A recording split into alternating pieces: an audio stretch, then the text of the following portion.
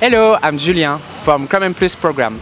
We meet us again in Genova to discover the city and the university.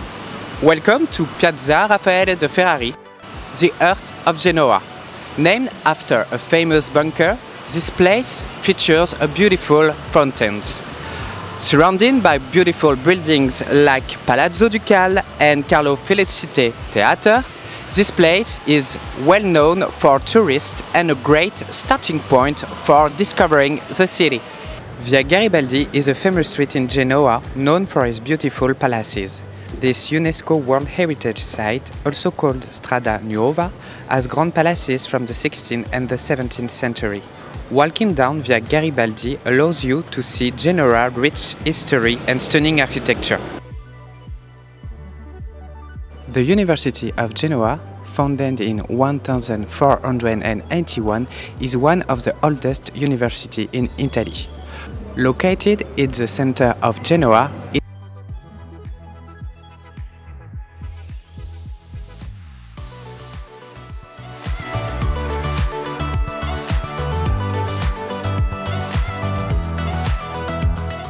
the Porto Antico is a lively historic harbour. It has attractions like the Aquarium of Genoa, the Biosphere, and many shops and restaurants.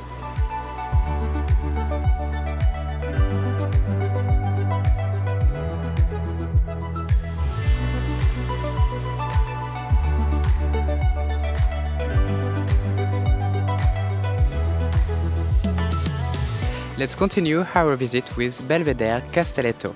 It's one of the most beautiful point of view of the city. It attracts many of tourists from all over the country.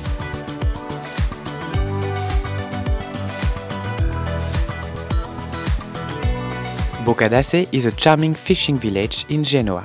It is known for its colorful houses and panoramic seaside views.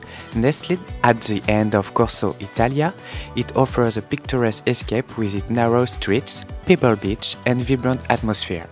Boccadace is a favorite spot for both locals and visitors to relax and enjoy the coastal beauty.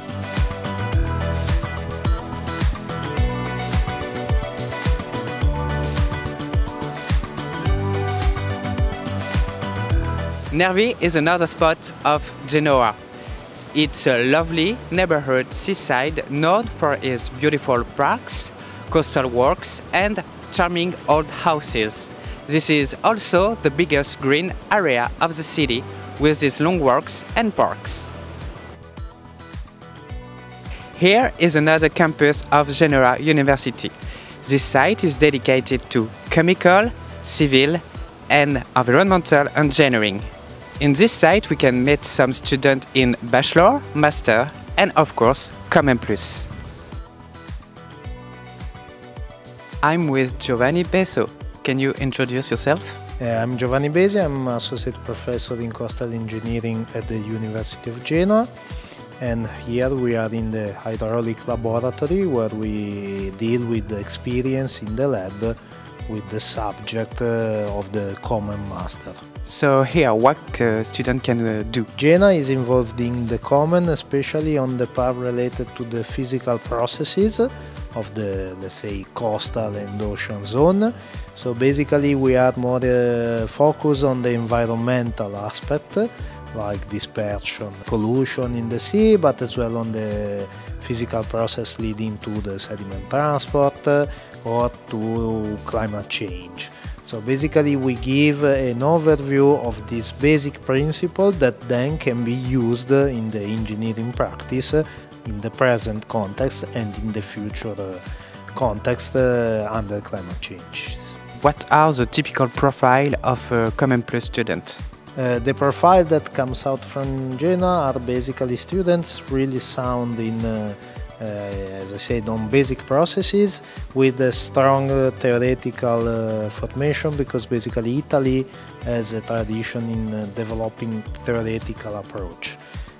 So we try to give this kind of knowledge and skills to our students, and there are as well some courses that show more applied techniques and thematics in order to quantify on the practical way the different processes and effects on the coastal zone. Our didactic channel actually is a small wave flume where we can show the students the effects of wave on coastal structure, coastal protection, coastal erosion. So it's quite useful because you can deal it really simply, and students see the main effects of wave on the coast. And we teach them as well to take measure with some simplified gauges and to analyze data and so on. So these basically we go from the lab to the field. These are the so-called coastal drifters, and we use them to track the current patterns in the coastal zone. So we have a number of them, more than 20, and we can drop from a boat, and they have a transposer, so we can get the position in time for long duration, like 1 week. So then we can collect the data and make analysis of the dispersion phenomena. At the end, we recollect the drifter as well. Sometimes you lose some of them, but there are some stamps that tells if you find the drifter where you can bring it back or call us that we can pick it up. So these are quite useful, and again we use it for scientific purposes but for training as well, because it's really simple and clear to teach the dispersion processing through the use of these tools.